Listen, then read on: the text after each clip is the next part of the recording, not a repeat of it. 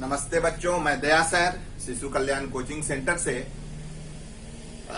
आज मैं class 10th के चैप्टर 1 रसायन का रासायनिक अभिक्रिया एवं समीकरण में आगे बढ़ते हुए आपके लिए लाया हूं संयोजन अभिक्रिया। पिछले दिन इसके बारे में पढ़े भी थे और इससे आगे आज चलना है। तो संयोजन अभिक्रिया कहते किसे हैं, इसके बारे में हम लोग पढ़ चुके थे कि जब दो या दो से अधिक पदार्थ मिलकर एक नए गुण वाले पदार्थ का निर्माण करते हैं जिसका गुण उस मूल पदार्थ के गुण से बिल्कुल भिन्न होता है तो उसे संयोजन अभिक्रिया कहते हैं। यानी दो पदार्थों का मिलना और एक नए गुण वाले पदार्थों का बनना। जैसे हमने पढ़ाया था C+O2 तीर का निशान CO2, कार्बन और ऑक्सीजन मिलकर कार्बन डाइऑक्साइड गैस का निर्माण करता है। इसके बारे में पिछले वीडियो में हम लोगों ने पढ़ा था। ब्रैकेट में हम लोग लिख सकते हैं, जैसे कार्बन है क्या, तो कार्बन ठोस है तो सॉलिड लिख सकते हैं। ऑक्सीजन गैस है तो G लिख सकते हैं, और ये बनने वाला पदार्थ भी CO2 गैस है तो G लिख सकते हैं। जैसा कि आप जानते हैं कि रासायनिक समीकरण का एक दोष है कि रासायनिक अभिक्रिया में भाग लेने वाला पदार्थ वह ठोस है, द्रव है या गैस है, सॉलिड है, लिक्विड है या गैस है। इसकी पहचान के लिए हम लोग ब्रैकेट में यदि सॉलिड है तो S, ठोस है तो S लिख देते हैं solid, S for solid. Gas है तो G लिख देते हैं, G फॉर गैस। और लिक्विड यदि है तो ब्रैकेट में L लिख देते हैं। इससे इसका एक दोष दूर हो जाता है कि रासायनिक समीकरण में भाग लेने वाला पदार्थ का गुण क्या है, वो ठोस, द्रव या गैस है, इसकी पहचान हो जाती है। इसी क्रम में हम लोग आगे बढ़ते हुए आज हम पढ़ेंगे समीकरण का दूसरा प्रकार वियोजन अभिक्रिया। जैसा कि आप जानते हैं कि संयोजन का अर्थ होता है जुड़ना। दो या दो से अधिक पदार्थ मिलकर एक नए पदार्थ का बनना संयोजन कहलाता है। तो एक बड़े यौगिक के टूटने से जो दो सरल पदार्थ प्राप्त होता है उसे वियोजन अभिक्रिया कहते हैं। संयोजन का अर्थ दो या दो से अधिक पदार्थों का मिलना, अब वियोजन का अर्थ एक बड़े यौगिक का टूटना और नए गुण वाले पदार्थ का निर्माण होना। जैसा कि आप जानते हैं कि रासायनिक अभिक्रिया में क्या होता है, संयोजन हो या वियोजन हो, जब भी नया पदार्थ बनेगा तो उसके गुण उस मूल पदार्थ के गुण से बिल्कुल भिन्न होंगे। पहले वाले पदार्थ के गुण से मिलेंगे नहीं, उसका गुण जो है वो बिल्कुल अलग होगा। तो वियोजन अभिक्रिया डीकम्पोजिशन रिएक्शन।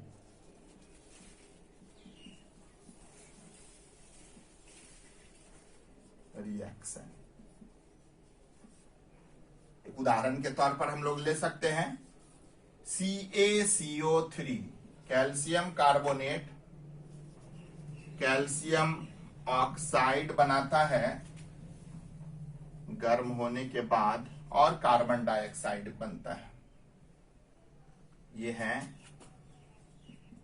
कैल्शियम कार्बोनेट, ये है कैल्शियम ऑक्साइड।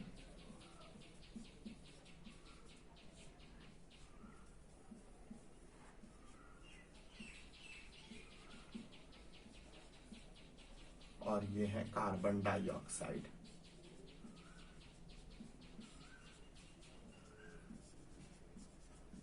कैल्शियम कार्बोनेट को जब हम गर्म करते हैं तो कैल्शियम ऑक्साइड और कार्बन डाइऑक्साइड प्राप्त होता है। यहां पर हम लिख सकते हैं ये कैसे प्राप्त हुआ, गर्म करने पर।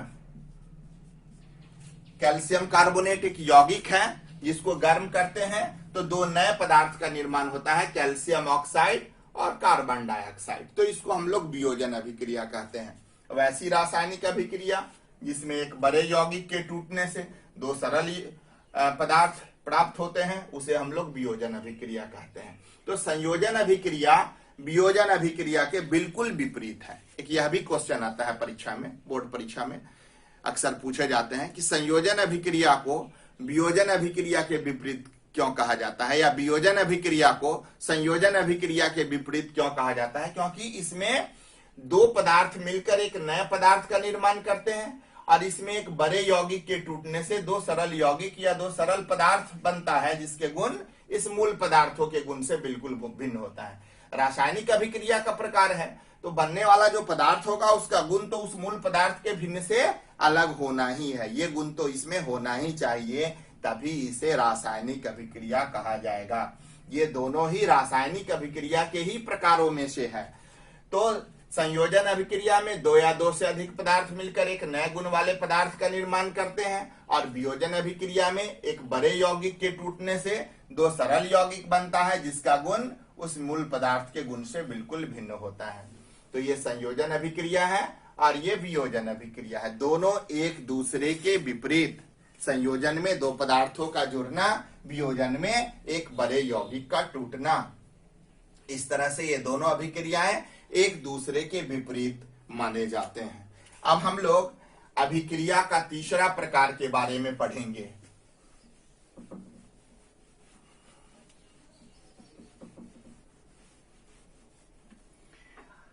अभिक्रिया का तीसरा प्रकार है नंबर 3, विस्थापन या एकल विस्थापन। विस्थापन या एकल विस्थापन अभिक्रिया।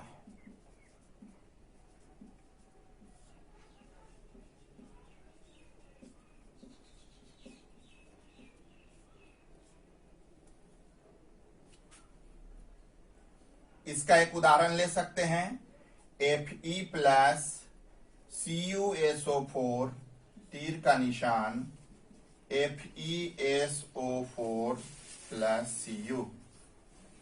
विस्थापन या एकल विस्थापन अभिक्रिया, डिस्प्लेसमेंट या सिंगल डिस्प्लेसमेंट, इसको डिस्प्लेसमेंट कहिए, डिस्प्लेसमेंट रिएक्शन या सिंगल डिस्प्लेसमेंट रिएक्शन के नाम से जानते हैं। जैसे देखिए उदाहरण में Fe प्लस CuSO4, ये फेरस है, ये कॉपर सल्फेट है, दोनों मिलकर क्या बना रहा है, फेरस सल्फेट बना रहा है, और इसमें कॉपर जो है वो विस्थापित हो रहा है। Fe कॉपर सल्फेट के साथ अभिक्रिया किया, खुद Fe फेरस सल्फेट के साथ जुड़कर फेरस सल्फेट बना लिया और यहाँ कॉपर को विस्थापित कर दिया, कॉपर को धक्का मारकर अलग कर दिया, इसलिए इसे हम क्या कहेंगे, विस्थापन अभिक्रिया, जिसमें एक पदार्थ विस्थापित हो जाता है। जब दो या दो से अधिक पदार्थ मिलकर रासायनिक अभिक्रिया में भाग लेते हैं, एक पदार्थ दूसरे पदार्थ को विस्थापित कर देते हैं और उसका खुद जगह ले लेते हैं, तो ऐसी अभिक्रिया विस्थापन या एकल विस्थापन अभिक्रिया के नाम से जानी जाती है। डिस्प्लेसमेंट या सिंगल डिस्प्लेसमेंट इसको हम लोग कहेंगे। तो विस्थापन या एकल विस्थापन अभिक्रिया वैसी रासायनिक अभिक्रिया जिसमें दो या दो से अधिक पदार्थ भाग लेते हैं, एक पदार्थ दूसरे पदार्थ को विस्थापित कर देते हैं और खुद उसका जगह ले लेते हैं, तो ऐसी अभिक्रिया को हम लोग विस्थापन या एकल विस्थापन अभिक्रिया, इसको अंग्रेजी में हम लोग क्या कहते हैं, डिस्प्लेसमेंट रिएक्शन या सिंगल डिस्प्लेसमेंट रिएक्शन।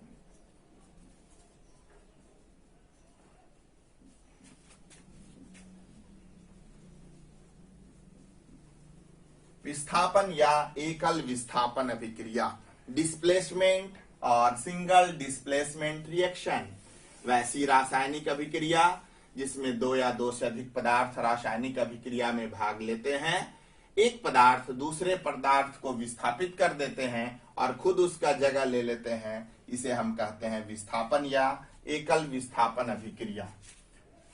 अब ये रासायनिक अभिक्रिया का चौथा प्रकार है। जैसे इसमें एकल विस्थापन है, अब हम लोग पढ़ेंगे द्विविस्थापन। द्विविस्थापन अभिक्रिया, द्विविस्थापन अभिक्रिया को अंग्रेजी में हम लोग कहते हैं double displacement, double displacement reaction.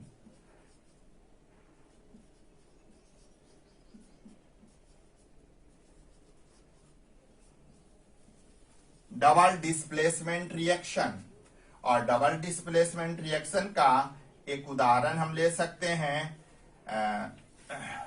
चलिए ले लीजिए, Na2SO4 सोडियम सल्फेट है और BaCl2 बेरियम क्लोराइड है और ये बन रहा है BaSO4 बेरियम सल्फेट है और प्लस 2NaCl सोडियम क्लोराइड है। Na2SO4 sodium sulphate, BaCl2 barium chloride, BaSO4 barium sulphate और NaCl 2NaCl सोडियम क्लोराइड है। ये यहां हम क्या देख रहे हैं, रासायनिक अभिक्रिया से पहले, अभिक्रिया से पहले ये जो अभिकारक है, ये जो रासायनिक अभिक्रिया में भाग लेने वाला पदार्थ है, ये अपने समूहों की अदला बदली कर रहा है। Na किसके साथ जुड़ रहा है, Cl के साथ, और Ba किसके साथ जुड़ रहा है, SO4 के साथ, यानी अदला बदली कर रहा है। अदला बदली करना वैसी रासायनिक अभिक्रिया जिसमें अभिकारक अपने समूहों की अदला बदली करके एक नए गुण वाले पदार्थ का निर्माण करता है, जिसका गुण उस मूल पदार्थों के गुण से भिन्न होता है, अभिक्रिया में भाग लेने वाले पदार्थों के गुण से बिल्कुल भिन्न होता है, उसे हम लोग डबल डिस्प्लेसमेंट रिएक्शन कहते हैं। यहाँ इस अभिक्रिया की मुख्य बातें क्या है, अपने समूहों की अदला बदली करना।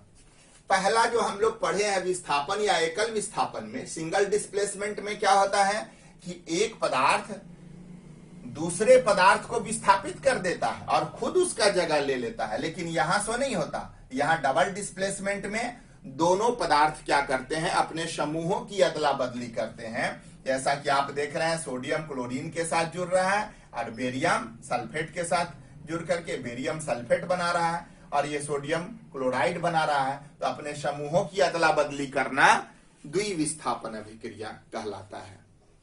इन दोनों से जुड़ा हुआ प्रश्न कि सिंगल डिस्प्लेसमेंट रिएक्शन और डबल डिस्प्लेसमेंट रिएक्शन में दोनों में क्या फर्क है, या तो दोनों में ये फर्क है कि सिंगल डिस्प्लेसमेंट में रासायनिक अभिक्रिया में भाग लेने वाला पदार्थ एक दूसरे पदार्थ को विस्थापित कर देता है और खुद उसका स्थान ले लेता है, जबकि डबल डिस्प्लेसमेंट में द्विविस्थापन अभिक्रिया में अपने समूहों की अदला बदली करता है और समूहों की अदला बदली करके एक नए गुण वाले पदार्थों का निर्माण करता है।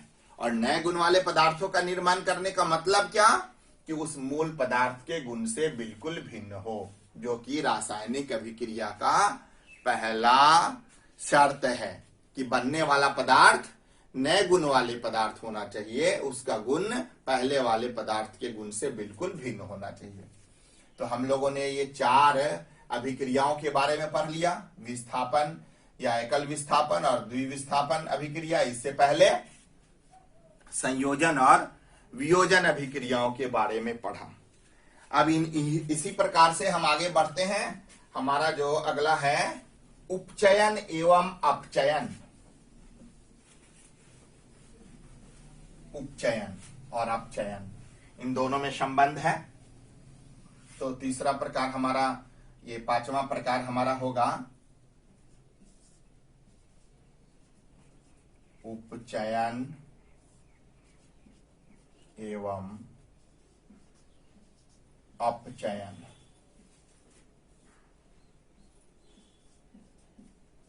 अभिक्रिया।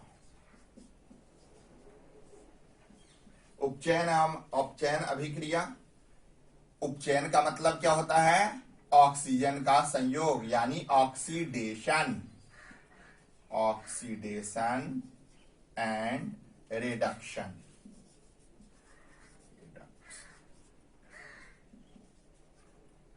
रिएक्शन। उपचयन एवं अपचयन अभिक्रिया। उपचयन और अपचयन दोनों को हमने यहां पर एक साथ लिखा है, क्योंकि दोनों एक दूसरे के ठीक विपरीत है, इसलिए उपचयन और अपचयन लेते हैं। उपचयन वैसी रासायनिक अभिक्रिया है जिसमें ऑक्सीजन के साथ संयोग होता है या हाइड्रोजन का ह्रास होता है। ऑक्सीजन के साथ जुड़ना या हाइड्रोजन का निष्कासन होना, उपचयन कहलाता है।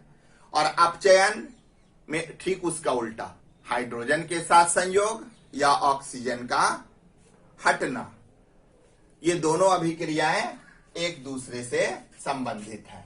वैसी रासायनिक अभिक्रिया जिसमें ऑक्सीजन का संयोग और हाइड्रोजन का निष्कासन, उपचयन अभिक्रिया।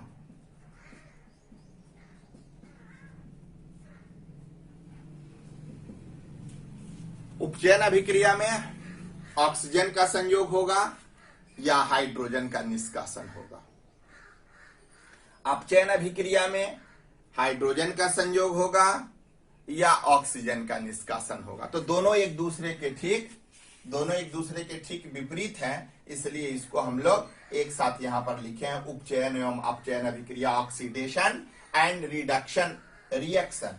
और इसमें हम एक उदाहरण ले सकते हैं, जैसे देखिए हाइड्रोजन है, क्लोरीन के साथ अभिक्रिया करता है, हाइड्रोजन क्लोराइड बनाता है। यहां पर क्या देख रहे हैं हम, हाइड्रोजन क्लोरीन के साथ अभिक्रिया किया, हाइड्रोजन क्लोराइड बनाया, इसमें हाइड्रोजन के साथ संयोग हो रहा है, तो इसको हम लोग क्या कहेंगे, अपचयन कहेंगे। ये अपचयन अभिक्रिया हो गया, हाइड्रोजन के साथ संयोग, अपचयन। यहाँ हाइड्रोजन के साथ संयोग हो रहा है, इसलिए अपचयन अभिक्रिया हो गया। और उपचयन अभिक्रिया में आप क्या ले सकते हैं, कॉपर है, ऑक्सीजन के साथ संयोग कर रहा है, कॉपर ऑक्साइड बना रहा है। कॉपर ऑक्सीजन के साथ संयोग कर कॉपर ऑक्साइड का बनना, क्योंकि यहां पर ऑक्सीजन का संयोग हो रहा है, और ऑक्सीजन का संयोग होना क्या कहलाएगा, उपचयन। ये उपचयन अभिक्रिया है। जैसे ये हाइड्रोजन के साथ संयोग होना अपचयन अभिक्रिया है, वैसे ही ऑक्सीजन के साथ संयोग होना उपचयन अभिक्रिया है।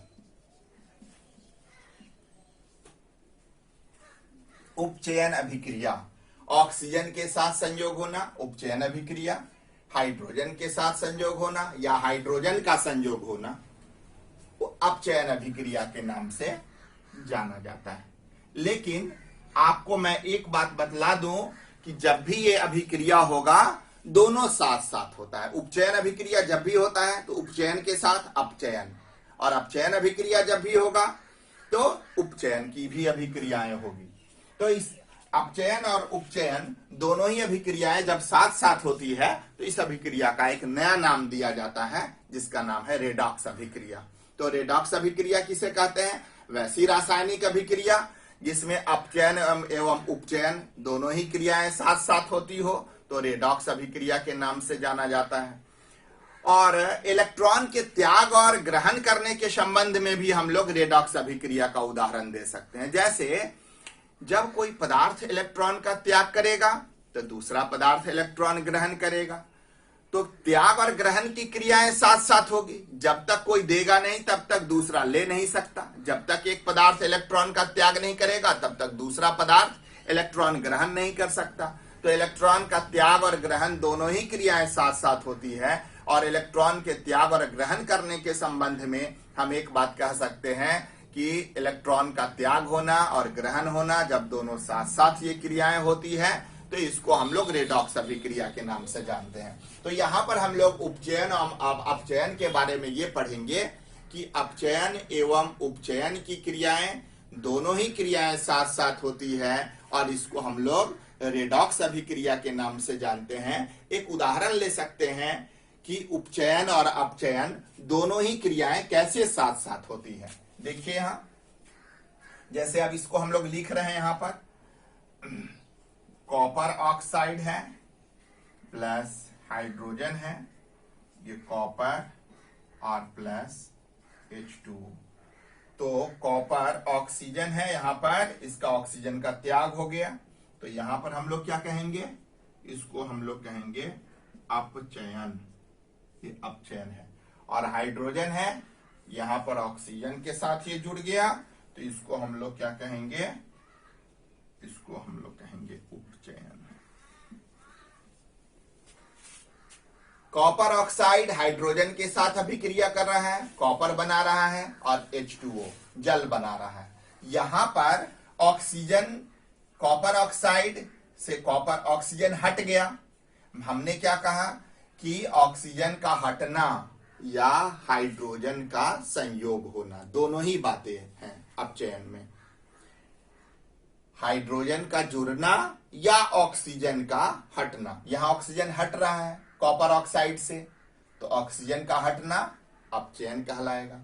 और यहां हम क्या देख रहे हैं, हाइड्रोजन में ऑक्सीजन जुड़ रहा है, तो इसमें हमने क्या कहा उपचयन के बारे में कि ऑक्सीजन का जुड़ना या हाइड्रोजन का हटना, ये दोनों ही क्रियाएं साथ साथ हो रही है। अपचयन की क्रियाएं, उपचयन की क्रिया, एक से ऑक्सीजन हट रहा है, दूसरे में ऑक्सीजन जुड़ रहा है, तो अपचयन और उपचयन दोनों ही क्रियाएं साथ साथ होती हैं और इसलिए इसको हम लोग रेडॉक्स अभिक्रिया के नाम से जानते हैं। तो इसको जरा बढ़िया से हम लोग समझेंगे कि उपचयन एवं अपचयन। उपचयन वैसी रासायनिक अभिक्रिया है जिसमें ऑक्सीजन का संयोग होता है या हाइड्रोजन का निष्कासन होता है, और अपचयन वैसी रासायनिक अभिक्रिया है जिसमें हाइड्रोजन का संयोग होता है या हाइड्रोजन का संयोग होना या ऑक्सीजन का निष्कासन होना, दोनों एक दूसरे के विपरीत, लेकिन ये दोनों ही क्रियाएं जब साथ साथ होती है तो इसको हम लोग रेडॉक्स अभिक्रिया के नाम से जानते हैं। जैसा कि हमने देखा यहाँ इस समीकरण में कॉपर ऑक्सीजन के साथ संयोग करके या कॉपर ऑक्साइड हाइड्रोजन मिलकर के कॉपर और जल का निर्माण करते हैं। यहाँ ऑक्सीजन हट रहा है इसलिए इसको अपचयन कहेंगे, और यहाँ ऑक्सीजन जुड़ रहा है इसलिए इसको उपचयन कहेंगे। तो इस समीकरण में क्या देखते हैं, इस अभिक्रिया में क्या देखते हैं, अपचयन की क्रिया भी हो रही है, उपचयन की क्रिया भी हो रही है। तो अपचयन और उपचयन दोनों की ही क्रियाएं जब साथ साथ होती है तो इसको हम लोग रेडॉक्स अभिक्रिया के नाम से जानते हैं। और अब हम लोग पढ़ते हैं हमारा जो एक टॉपिक है इसमें, इसी चैप्टर से रिलेटेड, वो है संक्षारण का। संक्षारण, संक्षारण का मतलब जानते होंगे, जैसे लोहे में जंग लगता है तो लोहे में जंग लगना क्या है, वो संक्षारण है। इसको हम लोग, ये उपचयन का ही प्रभाव है, उपचयन अभिक्रिया का ही प्रभाव है। उपचयन में क्या होता है, ऑक्सीजन का संयोग होना, तो ऑक्सीजन का संयोग होना, लोहे में जंग लगना, लोहा जब ऑक्सीजन से अभिक्रिया करेगा तो फेरस ऑक्साइड बनाएगा, फेरस ऑक्सीजन से अभिक्रिया किया, फेरस ऑक्साइड बनाया। लोहे में यदि ऑक्सीजन का संयोग ना हो, लोहा यदि ऑक्सीजन से संयोग ना करे तो फेरस ऑक्साइड नहीं बनेगा। फेरस ऑक्साइड क्या हुआ, जंग, जंग जो है वही फेरस ऑक्साइड है। तो जब तक लोहा में ऑक्सीजन का संयोग नहीं होगा तो फेरस ऑक्साइड बनेगा नहीं, और इसलिए जंग से बचाने के लिए क्या करते हैं, लोहे के ऊपर पेंट लगा देते हैं। पेंट लगाने से क्या हुआ, उसका ऑक्सीजन से संयोग नहीं हुआ तो संक्षारण नहीं हुआ। या लोहे में ग्रीज लगा देते हैं, तेल लगा देते हैं, या किसी अन्य चीजों की परत लगा देते हैं, या ऐसा विकल्प करते हैं कि उसमें ऑक्सीजन का संयोग ना हो, ऑक्सीजन का प्रवेश ना हो। जब ऑक्सीजन का प्रवेश नहीं होगा लोहे से तो संक्षारण नहीं होगा। तो उपचयन का ही एक प्रभाव है लोहे में जंग लगना। उपचयन के प्रभावों के बारे में हम पढ़ेंगे, और उन्हीं प्रभावों में से पहला प्रभाव है संक्षारण।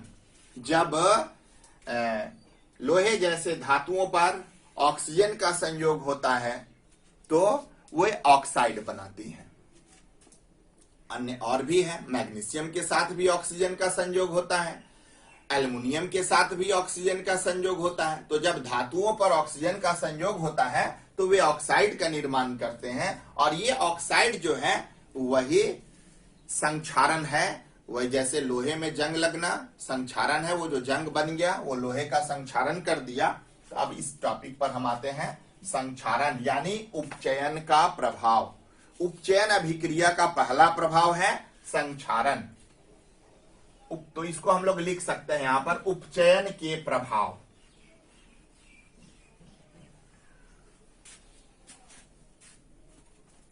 उपचयन के प्रभाव के बारे में हम लोग पढ़ेंगे। Effect of oxidation, effect of oxidation यानी उपचयन के प्रभाव, और इसमें पहला है संक्षारण। संक्षारण का मतलब क्या हुआ? कोरोशन। कोरोशन के बारे में पढ़ेंगे हम लोग। इफेक्ट ऑफ ऑक्सीडेशन, उपचयन के प्रभाव। तो लोहे में जंग लगना उपचयन का पहला प्रभाव है। जैसे फेरस है, ऑक्सीजन से अभिक्रिया किया, फेरस ऑक्साइड बनाता है। फेरस ऑक्साइड बनाता है, इसको संतुलित कर दिए, ऑक्सीजन दो, ऑक्सीजन दो, फेरस दो, फेरस दो। लोहा ऑक्सीजन के साथ संयोग करके फेरस ऑक्साइड बनाता है। ये संक्षारण है जो उपचयन का प्रभाव है। तो संक्षारण किसे कहते हैं? आपसे यदि ये पूछा जाए कि संक्षारण किसे कहते हैं, तो हम क्या लिखेंगे, क्या बताएंगे कि जब धातु ऑक्सीजन से अभिक्रिया करके या जब कोई पदार्थ ऑक्सीजन से अभिक्रिया करके उसके अवयव नष्ट हो जाते हैं तो उसे हम लोग संक्षारण कहते हैं। जैसे लोहे में जंग लगना, फेरस ऑक्सीजन से अभिक्रिया करता है, लोहा ऑक्सीजन से अभिक्रिया करता है और फेरस ऑक्साइड बनाता है। ये फेरस ऑक्साइड ही जंग है, और इससे क्या होता है कि बहुत नुकसान होता है, पदार्थ संक्षारित हो जाते हैं, इसके अवयव नष्ट होते हैं। और उपचयन का दूसरा जो प्रभाव है वो दूसरा प्रभाव है विकृत गंधिता। विकृत गंधिता, विकृत गंधिता, इसको हम लोग अंग्रेजी में कहते हैं रैंसिडिटी।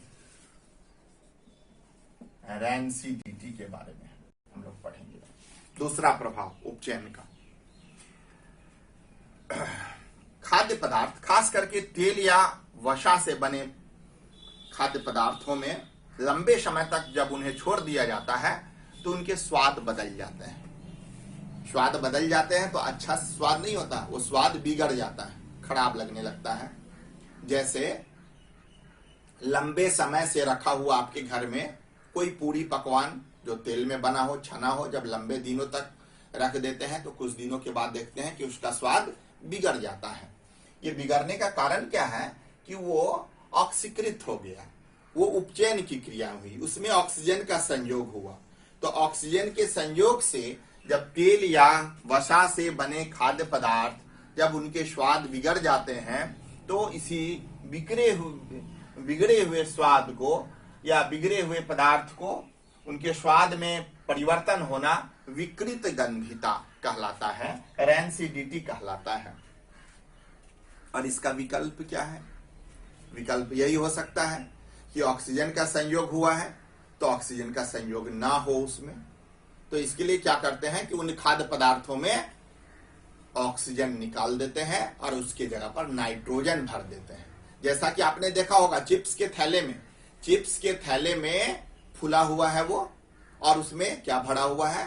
नाइट्रोजन गैस भरा हुआ है। कुछ लोग समझते हैं कि नहीं, इसमें ज्यादा मात्रा पता चले इसके लिए ये फूला हुआ है, जबकि ये बात नहीं है। दरअसल में ऑक्सीजन निकालकर उसके बदले में नाइट्रोजन गैस भर दिया जाता है ताकि वो चिप्स है या मिक्सचर जो भी है वो पदार्थ लंबे समय तक खराब ना हो, तो उसमें नाइट्रोजन गैस डाल देते हैं। इससे वो लंबे समय तक भी उसके स्वाद खराब नहीं होते, स्वाद बिगड़ते नहीं है और वो पदार्थ बिल्कुल जस का तस बना रहता है।